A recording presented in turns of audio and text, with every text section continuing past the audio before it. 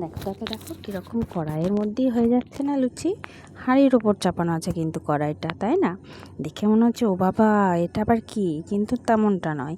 কড়াইটা কিন্তু গরম ছিল, তখনই গ্যাস থেকে নামিয়েছি আর দেখি একটা লেচি এখনও বাকি আছে, তো তার উপরেই দিয়ে দিলাম, যেহেতু কড়াইটা গরম ছিল হয়েও গেল। হ্যালো বন্ধুরা, তো এখন অনেক বেলা হয়ে গেছে কিন্তু 9:59 বাজতে চলবে, আর আমার রান্না বান্না শেষের দিকে, ভাত আর একবার ফুটে গেলেই হয়ে যাবে। আজ সকাল থেকে ব্লগটা একটু অন্যরকমভাবে স্টার্ট হয়েছে, দেখাবো তোমাদের। কাল হয়তো বড় ব্লগ যাবে না, মিনি ব্লগ যাবে, তো চলো দেখতে থাকো। সকালের পর কিন্তু একদম সন্ধ্যাবেলায় দেখা, এই দেখো সন্ধ্যাবেলায় কিন্তু একদম ছিলাম একটু বাজারে, কিছু কেনাকাটা ছিল, একটা কাঁচের বয়াম আর একটা কিছু কেনার ছিল। তারপর খেয়ে নিয়েছিলাম একটু চাউমিন, তারপরে গেছিলাম দিদিদের বাড়ি।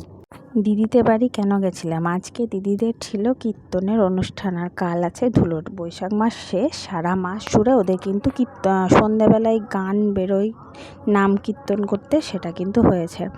তো তারপরে আজকে ছিল শেষ কীর্তনের অনুষ্ঠান, তো তাই চলে গেছিলাম দিদির বাড়ি কীর্তনের অনুষ্ঠানের জন্য।